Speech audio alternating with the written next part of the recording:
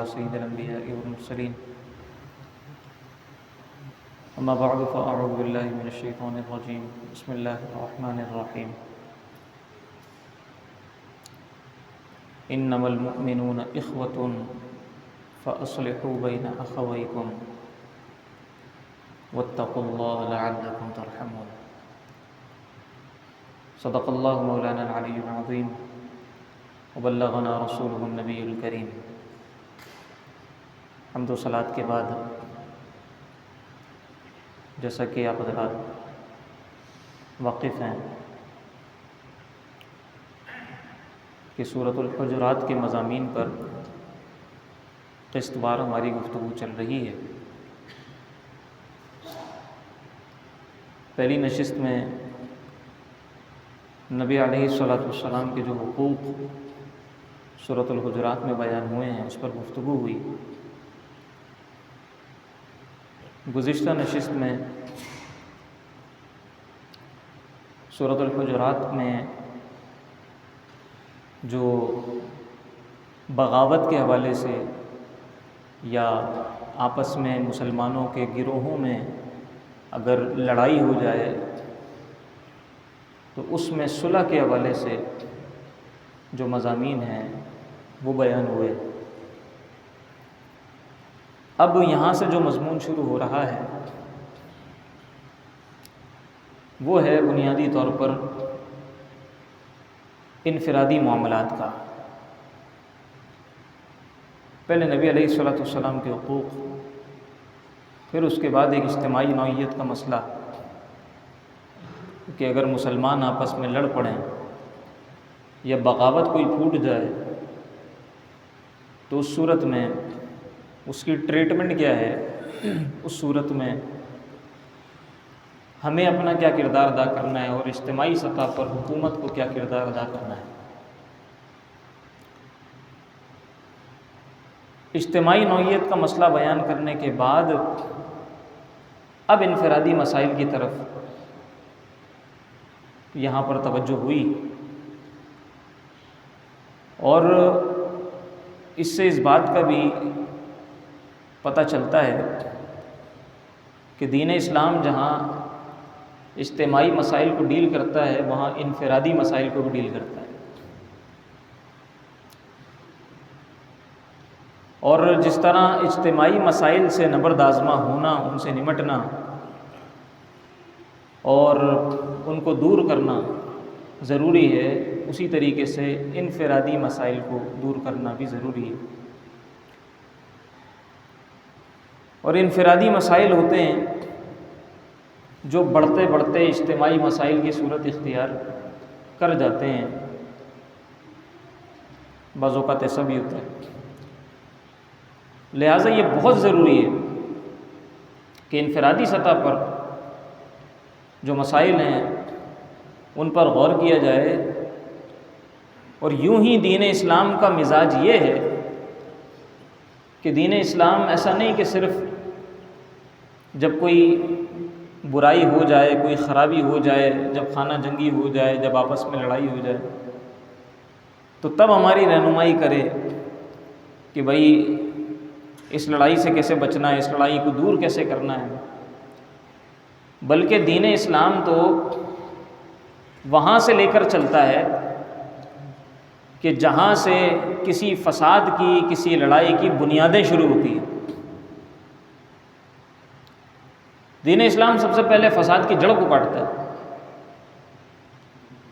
وہ کہتا ہے کہ فساد کے قریب بھی مت جانا۔ اب دیکھیں نا، جہاں جہاں ولا تقربو کے الفاظ دین نے استعمال کیے ہیں، ولا تقربو مال الیتیم، یتیم کے مال کے قریب بھی مت جانا۔ اب اس کا کیا مطلب ہے کہ اگر یتیم کا مال پڑا ہوا ہے تو اس کے قریب کھڑے مت ہونا، یہ مطلب تھوڑی ہے اس کا۔ اس کا مطلب یہ ہے کہ اس کے اوپر دست درازی مت کرنا، میلی نظر مت ڈالنا، اور جب تم دست درازی کرنے کی نیت سے اس کے قریب جاؤ گے تو بہت ممکن ہے کہ تم اس میں ہاتھ ڈال ہی دو۔ اصل میں روکنا ہے اس پہ ہاتھ ڈالنے سے، اصل میں روکنا ہے اس کے اندر کسی قسم کا ناحق تصرف سے۔ لیکن فرمایا اس کے قریب بھی مت جانا۔ تو بنیادی طور پر دین اسلام جڑوں کو کاٹتا ہے فساد کی، اور فتنے کو پنپنے نہیں دیتا۔ یہ دین کا مزاج ہے، اور اگر پنپ جائے تو اس کا سلوشن بھی بتاتا ہے، پھر انفرادی سطح پر ہو یا اجتماعی سطح پر دین اس کو ڈیل کرتا ہے۔ اب یہاں سے شروع ہو رہا ہے انما المؤمنون اخوہ فاصلحوا بین اخویکم واتقوا اللہ لعلکم ترحمون، کہ یہ جو مسلمان ہیں آپس میں مومنین ہیں، یہ سارے بھائی بھائی ہیں، اخوہ۔ فاصلحوا بین اخویکم، اپنے بھائیوں کے درمیان صلح کرواؤ۔ اب دیکھیں یہ اخوہ کا جو لفظ ہے، اس کے اندر کتنا لطف ہے اور کتنا مزہ ہے۔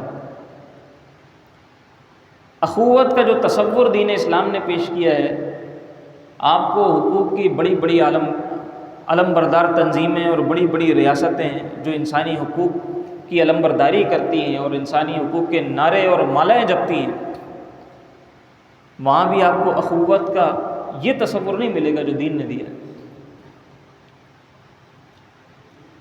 کہ ایک مسلمان چاہے عرب کا رہنے والا ہو، عجم کا رہنے والا ہو، چاہے وہ امریکہ کا رہنے والا ہو، پاکستان کا رہنے والا ہو، دنیا کے کسی خطے کا کوئی رہنے والا ہو، کالا ہو، گورا ہو، امیر ہو، غریب ہو، چھوٹا ہو، بڑا ہو، یہ سارے آپس میں کون ہیں؟ بھائی ہیں۔ لہٰذا یہ جو قبائل کے اندر تقسیم ہے، اس کے اوپر آگے مفصل احکام اور رہنمائی آئے گی، لیکن اس کی بنیاد پر یہ جو لڑائیاں ہیں یا سیاسی مفادات کی خاطر جو آپس میں گتم گتی ہے، یا لسانی بنیادوں پر جو کچھ تعصب ہو رہا ہے، اس کو دین اسلام قطعاً پسند نہیں کرتا۔ وہ ہمیں بتاتا ہے کہ تم لوگ آپس میں بھائی بھائی۔ اب دیکھیں نا، یہ کہا کہ مومنین آپس میں بھائی بھائی ہیں، پھر فرمایا کہ اپنے بھائیوں کے درمیان صلح کرواؤ، فَأَصْلِحُوا بَيْنَ أَخَوَيْكُمْ، یعنی یہ جو لڑنے والے ہیں یہ بھی بھائی ہیں آپس میں، اور تم جو کھڑے ہوئے دیکھ رہے ہو یہ تمہارے بھی بھائی لگتے ہیں، لہٰذا ان کے درمیان صلح کروانا تمہارے لیے اسی طرح ضروری ہے جس طرح تم اپنے سگے بھائی کے درمیان صلح کروانا ضروری سمجھتے ہو۔ اگر تمہارے دو سگے بھائی آپس میں لڑ جائیں گے تو کیا کرو گے؟ کوشش یہی ہوگی کہ کسی طرح بیچ بچاؤ کروائیں، صلح صفائی کروائیں۔ تو یہ بھی تمہارے سگے ہیں، یہ بھی سگے ہیں تمہارے، بجائے اس کے کہ وہاں پہ چسکے لو، بجائے اس کے کہ ان کی تصویریں اور ویڈیو بناؤ، ان کے درمیان جا کر صلح کرواؤ۔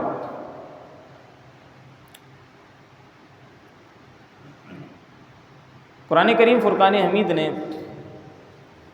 اخوت کا جو نمونہ پیش کیا ہے، دیکھیں نا، ایک اور آیت میں اللہ رب العزت نے ارشاد فرمایا کہ فَبِمَا رَحْمَةٍ مِّنَ اللَّهِ لِنْتَ لَهُمْ وَلَوْ كُنْتَ فَظًّا غَلِيظَ الْقَلْبِ لَانفَضُّوا مِنْ حَوْلِكَ، کہ یہ اللہ کی رحمت آپ پر ہوئی کہ آپ ان کے لیے نرم ہو گئے، اگر آپ تند روح ہوتے، سخت دل ہوتے، لَانفَضُّوا مِنْ حَوْلِكَ، تو یہ آپ کے پاس سے چلے جاتے۔ اسی طرح فرمایا کہ تم یہ جو آپس میں شیر و شکر ہو گئے ہو، بھائی بھائی ہو گئے ہو، یہ محض اللہ کی رحمت ہے۔ اور نبی علیہ الصلوۃ والسلام کے فرامین اگر دیکھیں تو فرمایا المسلم اخو المسلم لا یسلمہ ولا یظلمہ، کہ مسلمان مسلمان کا بھائی ہے، نہ تو ایک بھائی اپنے دوسرے بھائی کو کسی بدمعاش کے اور کسی ظالم کے سپرد کرتا ہے، اور نہ ہی خود اس پر ظلم کرتا ہے۔ کبھی کوئی یہ چاہے گا کہ یہ سامنے والا ظالم ہے، بدمعاش ہے، مجھے پتہ ہے کہ یہ میرے بھائی کو مارے گا پکڑ کے، تو میں اپنے سگے بھائی کو کبھی بھی اس کے حوالے نہیں کروں گا، بلکہ چاہوں گا کہ اس سے بچاؤں، نہ کسی ظالم کے حوالے کروں گا اور نہ خود اس پر ظلم کروں گا۔ تو فرمایا کہ مسلمان کی یہی شان ہے کہ وہ اپنے اسلامی رشتے سے بننے والے بھائی کو اس قدر عزیز سمجھتا ہے کہ جس قدر وہ اپنے سگے بھائی کو عزیز سمجھتا ہے، نہ تو وہ اس پر ظلم خود کرتا ہے نہ ہونے دیتا ہے، نہ کسی ظالم کے اسے حوالے کرتا ہے۔ آج ہم نے یہ اخوت اسلامی چھوڑ دی ہے، اپنے اطراف و اکناف میں بھی چھوڑ دی ہے، اور اگر عالمی پس منظر میں دیکھیں تو عالم اسلام کس طرح آج ظلم کے آگے پھنسا ہوا ہے۔ فلسطین کے ساتھ ہم نے کیا کیا ہے، ہم تو گویا زبان حال سے چیخ چیخ کر یہ کہہ رہے ہیں کہ نبی علیہ الصلوۃ والسلام نے تو مسلمان کی یہ تعریف بیان کی ہے کہ مسلمان کبھی اپنے دوسرے مسلمان بھائی کو ظالم کے حوالے نہیں کرتا، لیکن ہم یہ کہہ رہے ہیں کہ ہم نے حوالے کر دیا ہے، اور ہم جو ہے وہ صرف نام کے اور زبان کے اور قول کی حد تک مسلمان ہیں، اس سے زیادہ تو ہمیں تکلیف بھی نہیں ہوتی۔ یاد کریں اپنے قلب میں جا کے اور محسوس کریں کرب کو، جو ذمہ داریاں ہیں جن لوگوں کی ہم انہیں ذمہ دار ٹھہرا کر کے بھائی یہ کام تو حکمران کا ہے، یہ کام تو فلاں کا ہے، یہ کام تو فلاں کا ہے، کیا درد محسوس کرنا یہ بھی حکمران کی ذمہ داری ہے؟ کیا ہم درد بھی محسوس نہیں کر سکتے؟ اگر ہمارا سگا بھائی ہوتا، ہمارے بچے ہوتے، آج جو بچے وہاں پر بلک رہے ہیں، شہید ہو رہے ہیں، کبھی یہ تصور کریں کہ یہ ہمارے بچے ہیں، کبھی اپنے بچے کو ذہن میں لا کر سوچیں کہ جو بچی وہاں رو رہی ہے، جو بچہ وہاں رو رہا ہے، یہ میرا بچہ ہے، جو بچے وہاں شہید ہو رہے ہیں یہ میرے بچے ہیں۔ کبھی اپنے بچوں کو ان کی جگہ رکھ کر دیکھیں، نہ رونگٹے کھڑے ہو جائیں اور نہ آنکھوں سے آنسو نکل جائیں، تو پھر کیا؟ لیکن ہم نے یہ تصور بھی چھوڑ دیا ہے، گویا ہم اپنے آپ سے یہ کہہ رہے ہیں اور یہ اعلان کر رہے ہیں کہ ہمارا اب ان سے اسلامی رشتہ کوئی باقی نہیں۔ یہ ہماری زبان حال کہہ رہی ہے، زبان قال تو کچھ اور کہتی ہے، لیکن زبان حال ہماری یہی کہہ رہی ہے۔ ابھی ایک خبر اور آئی، اللہ کرے کہ یہ غلط ہو، کہ وہ برما میں جو فسادات تھے روہنگیا مسلمانوں پر، وہ دوبارہ پھر شروع ہو گئے، اور وہاں پھر آگ لگا دی گئی، اور کتنے لوگوں کو جلا دیا گیا اور کتنے لوگوں کو بے گھر کر دیا گیا۔ تو عالمی سطح پر آپ دیکھیں نا مسلمانوں کے ساتھ کیا ہو۔ اس کی سب سے بڑی وجہ یہ ہے کہ ہم نے اخوت اسلامی کو بھلا دیا ہے، اخوت اسلامی کو چھوڑ دیا۔ روز محشر ہم سب سے پرسش ہوگی، ہمارے گریبان ہوں گے اور ان کے ہاتھ ہوں گے۔ جو کر سکتے تھے کم از کم وہ کیا، یا دوسروں کے اوپر ہی الزام لگاتے رہے کہ یہ ہمارا کام نہیں تھا، یہ فلاں کا کام تھا، یہ فلاں کی ذمہ داری تھی۔ جتنی ذمہ داری ہماری تھی کیا وہ ہم نے کیا؟ کیا ہم نے کم از کم ان کو فائدہ پہنچانا بند کیا؟ جن چیزوں سے ان کو فائدہ پہنچتا ہے اور کفر مضبوط ہوتا ہے، قوی ہوتا ہے، اپنی زبان کے چسکوں کو ہم نے چھوڑا، کیا اتنے پہ بھی ہم راضی ہوئے، اتنے پہ بھی ہم تیار ہوئے؟ اگر نہیں ہوئے تو پھر ہمیں دیکھنا چاہیے کہ ہم کس درجے کے مسلمان رہ گئے۔ بار کیف بات ہو رہی تھی ایک اخوت اسلامی کی، تو آپس میں یہ اخوت اسلامی دین نے قائم کی ہے۔ آج آپ کسی اور ملک میں چلے جائیں، آپ حج کرنے کے لیے چلے جائیں، آپ عمرہ کرنے کے لیے چلے جائیں، انڈونیشیا کے، ملیشیا کے، ترکی کے، عرب کے، نہ جانے کس کس ملک کے، مصر کے، اردن کے، آپ کو مسلمان ملتے ہیں، تو ایسا لگتا ہے کہ جیسے یہ ہمارے سگے ہیں، ان سے گرم جوشی کے ساتھ ہم گلے ملتے ہیں۔ تو یہ جو اخوت کا مظاہرہ ہمارے اندر سے ایک دم جھلکتا ہے، یہ ہمیشہ رہنا چاہیے۔ ایسا نہیں کہ عمرے پہ گئے ہیں، مسجد میں آئے ہیں تو ہم نمازی ہیں، مسجد کے باہر گئے تو ہم سے بڑا فسادی کوئی نہیں ہے۔ ہم مومن ہیں تو ہر وقت مومن ہیں، ہر جگہ مومن ہیں، ہر لحظہ مومن ہیں۔ صرف مسجد میں آ کے تو ایمان ہمارا کامل نہیں ہوتا کہ مسجد کے باہر گئے تو پھر فسادی بن گئے، ہم سے بڑا دھوکے باز کوئی نہیں ہے، ہم سے بڑا چیٹر کوئی نہیں ہے، ہم سے بڑا چور کوئی نہیں ہے، ڈاکو کوئی نہیں ہے، ظالم کوئی نہیں ہے، ہم سے بڑا نفس پرست کوئی نہیں ہے، ہم سے بڑا بے ادب کوئی نہیں ہے، بدتمیز کوئی نہیں ہے، گالم گلوچ ہماری زبان سے جاری ہے۔ پھر آگے چل کر فرمایا کہ واتقوا اللہ لعلکم ترحمون، اللہ سے ڈرو تاکہ تم پر رحم کیا جائے۔ تو یہ جو تقویٰ ہے، نبی علیہ الصلوۃ والسلام نے ایک موقع پر فرمایا، اپنے قلب مبارک کی طرف اشارہ کر کے فرمایا کہ تقوی کا جو مقام ہے وہ یہ ہے، تقوی دل میں ہوتا ہے، تقوی نظر نہیں آتا کسی کو۔ کوئی اگر یہ سمجھے کہ کسی کی داڑھی بہت بڑی ہے تو یہ متقی ہے، کسی کا امامہ بہت بڑا ہے تو یہ متقی ہے، کسی کا جبہ بہت بڑا ہے تو یہ متقی ہے، یہ تقوی نہیں ہے۔ تقوی جو ہوتا ہے وہ خشیت الہی ہے، وہ رب کا اور بندے کا ایک تعلق ہوتا ہے تقوی، اور یہ دل کی ایک کیفیت ہوتی ہے تقوی، اور اس کا نتیجہ یہ ہوتا ہے کہ متقی اگر اپنے آپ کو چھپا کر بھی رکھے، اللہ اسے ظاہر کر دیتا ہے اور مخلوق کے دلوں میں اس کی عزت ڈال دیتا ہے۔ کئی لوگ آپ نے دیکھے ہوں گے اپنی تشہیر کرتے ہیں، ویڈیوز بن رہے ہیں اور جناب وی لاگنگ چل رہی، نہ جانے کیا کیا چیزیں چل رہی ہیں، اور کس کس طرح لوگ اپنی پبلسٹی کرتے ہیں، اور کچھ وقت تک لوگ مشہور ہو بھی جاتے ہیں، لیکن یہ مشہوری ہمیشہ رہنے والی نہیں ہے، اس کو دوام نہیں ہے۔ جو مشہوری اللہ کرتا ہے کسی بندے کی وہ مستقل رہنے والی ہے۔ اب دیکھیں نا کتنے بڑے بڑے بادشاہ گزر گئے، آج تاریخ میں ان کا نام بھی نہیں، کیا انہوں نے اپنی مشہوری نہیں کی ہوگی؟ کیا انہوں نے اپنا روب دبدبا، اپنا دھونس وہ لوگوں کے اندر نہیں ڈالا ہوگا؟ لیکن سب ختم ہو گیا وقت کے ساتھ ساتھ۔ لیکن وہ چٹائی پر سونے والا فاروق اعظم آج بھی زندہ ہے، آج بھی لوگوں کے دلوں کے اندر اسی طرح ان کی عظمت بیٹھی ہوئی ہے۔ انہوں نے کون سی پبلسٹی کی تھی ابھی؟ تو جو اللہ کا ہو جاتا ہے اللہ اس کا، دلوں میں جس کے تقوی داخل ہو جاتا ہے، پھر وہ اپنے آپ کو غار کے اندر بھی چھپا دے، اللہ اس کی فضیلت کو ظاہر کر دیتا ہے اور لوگوں کے دلوں کے اندر اس کی عزت کو ڈال دیتا ہے۔ یہ تقوی کا نتیجہ ہوتا ہے۔ واتقوا اللہ لعلکم ترحمون، ڈرو اللہ سے تاکہ تم پر رحم کیا جائے۔ اپنے مسلمان بھائی کے کاموں میں شریک ہونا یہ دین کو پسند ہے۔ فرمایا کہ جب تک بندہ کسی دوسرے اپنے بھائی کے کاموں میں لگا ہوتا ہے، واللہ فی عون العبد ما کان العبد فی عون اخیہ، کہ بندہ جب تک اپنے کسی بھائی کی مشکل حل کرنے میں لگا رہتا ہے، اللہ تعالیٰ اس کی مشکلیں آسان فرماتا رہتا ہے۔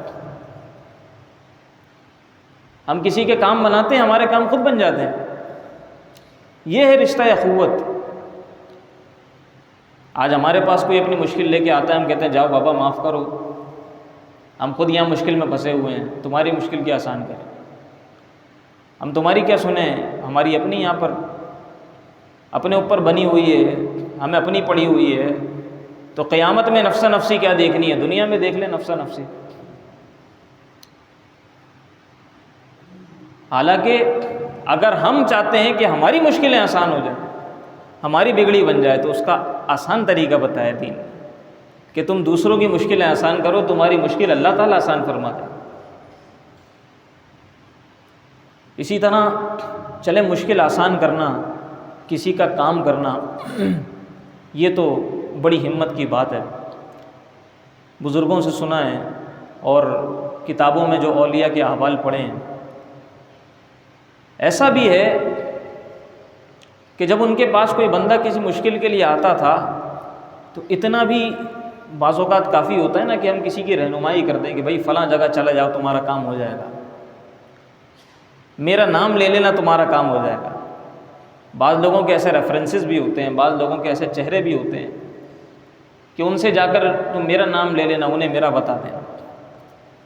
لیکن بزرگوں کا طریقہ یہ رہا ہے کہ وہ اس طرح کہہ کے اس کو ٹالتے نہیں تھے، بلکہ خود اس کے ساتھ چلے جاتے تھے۔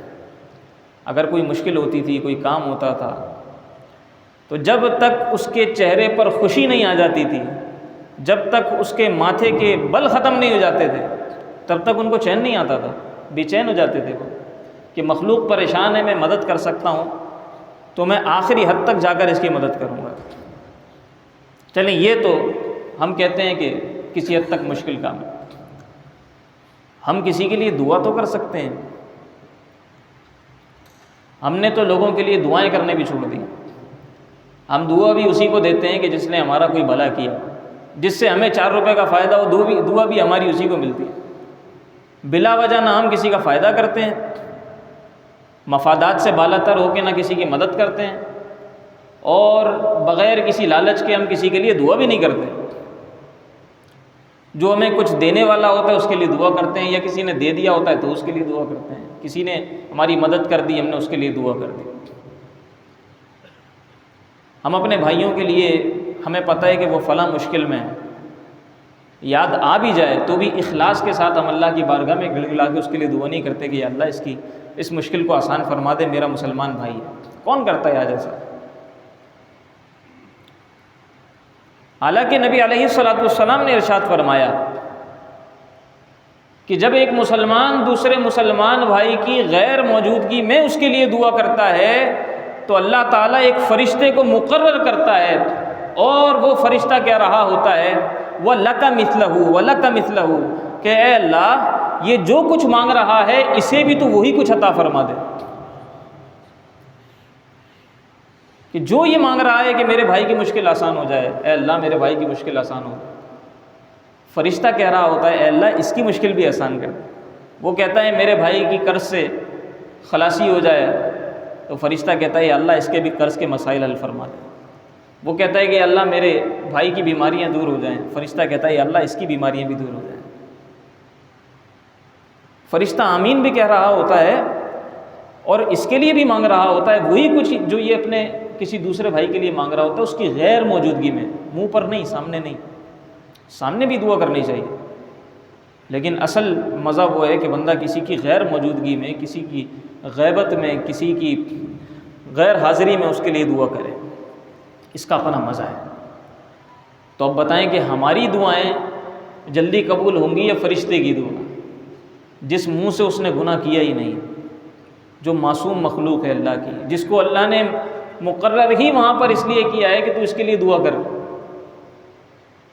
تو ہم تو جس کے لیے دعا کر رہے ہیں، فرشتے کی آمین سے انشاءاللہ اس کے حق میں بھی دعا قبول ہو جائے گی، اور فرشتے کا یہ کہنا کہ اس کو بھی عطا کر دے تو ہمارا بھی بھلا ہو جائے. تو یہ وہ بات ہے، کر بھلا سو ہو بھلا. ہم دوسرے کا بھلا کریں گے تو ہمارا بھلا. لہٰذا انما المؤمنون اخوہ، مومن آپس میں بھائی بھائی ہیں. فاصلحوا بین اخویکم، اپنے بھائیوں کے درمیان صلح کروایا کرو. ہمیں پتہ چل بھی جاتا ہے کہ ان کے گھر میں لڑائی ہوئی ہے کل، ہمیں یہ پتہ چل جاتا ہے کہ میاں بیوی کی اتنی شدید لڑائی ہوئی ہے، طلاق تک کی نوبت پہنچ گئی ہے.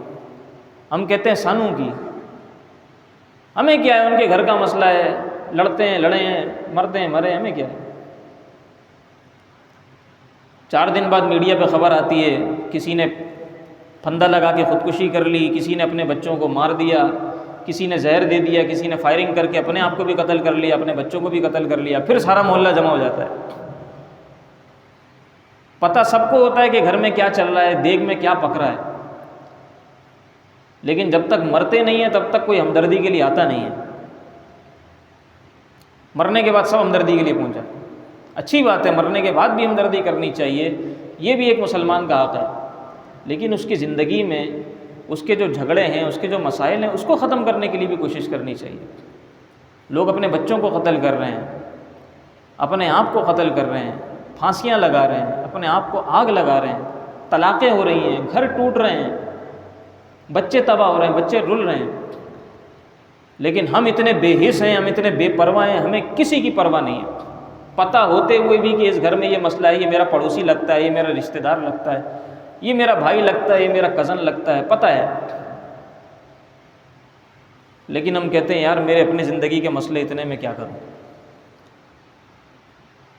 خلاصہ کلام یہ ہے کہ اخوت اسلامی کا مظاہرہ کرنا انفرادی سطح پر بھی، اجتماعی سطح پر بھی، یہ ہماری ذمہ داری بھی ہے، اور یہ دین اسلام کو پسند بھی ہے، اور دنیا میں بھی اس کا ہمیں فائدہ ملے گا، اور آخرت میں بھی انشاءاللہ اس کی برکت سے ہم سرخرو ہوں گے. اللہ رب العزت ہمیں عمل کی توفیق عطا فرمائے.